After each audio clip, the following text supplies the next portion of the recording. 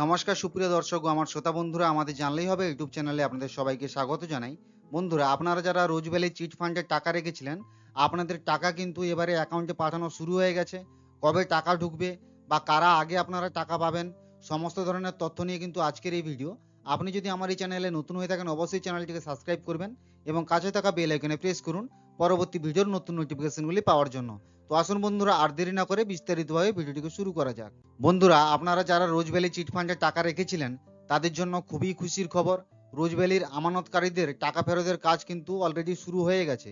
রোজভ্যালির assets disposal কমিটিকে 19,40,00,000 টাকা দিল এনফোর্সমেন্ট ডিরেক্টরেট, যেটা ইডি রয়েছে। ইডি কিন্তু অলরেডি 19,40,00,000 টাকা কিন্তু রোজভ্যালির যে অ্যাসেট ডিসপোজাল কমিটি রয়েছে ওনাদেরকে অলরেডি হস্তান্তরিত করে দিয়েছেন। ওই যে টাকা রয়েছে, ওই টাকা থেকে প্রতারিত যারা আমানতকারী রয়েছেন তাদের হাতে কিন্তু টাকা তুলে দিবে অ্যাসেট ডিসপোজাল কমিটি, অর্থাৎ এডিসি। সর্বোচ্চ আদালতের নির্দেশেই কিন্তু টাকা ফেরানোর প্রক্রিয়া অলরেডি শুরু হয়ে গেছে।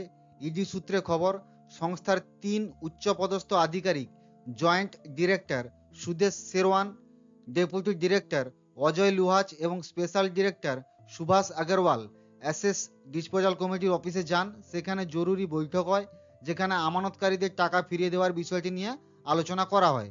একটি সূত্র মারফত জানা যাচ্ছে, রোজভ্যালির যে টাকা এবং সম্পত্তি বাজেয়াপ্ত করা হয়েছিল তার মধ্যে থেকে 19,40,00,000 টাকা অ্যাসেট ডিসপোজাল কমিটির হাতে তুলে দেওয়া হয়েছে।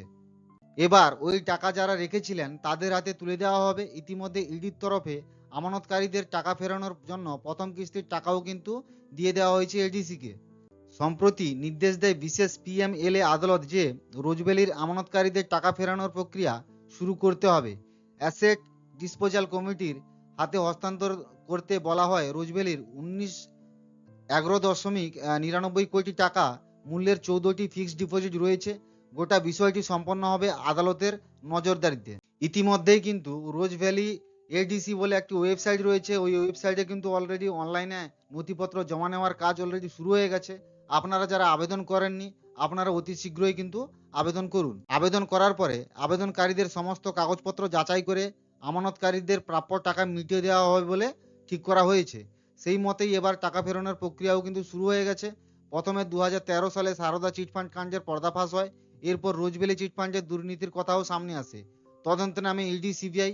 পরে রোজভ্যালির যিনি কর্মধার রয়েছেন গৌতম কুণ্ডুকে কিন্তু গ্রেপ্তার করা হয়।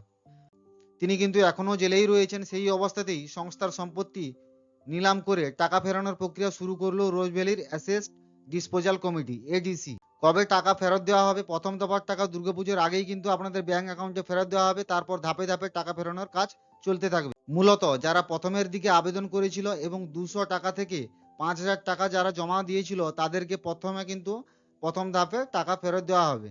বাকিদের টাকা কিন্তু ধাপে ধাপে ফেরানো হবে। কারা কত টাকা ফেরত পাবে? মূলত আপনারা যে আসল টাকাটি রেখেছিলেন সেই আসল টাকাটি কিন্তু আপনারা ফেরত পাবেন।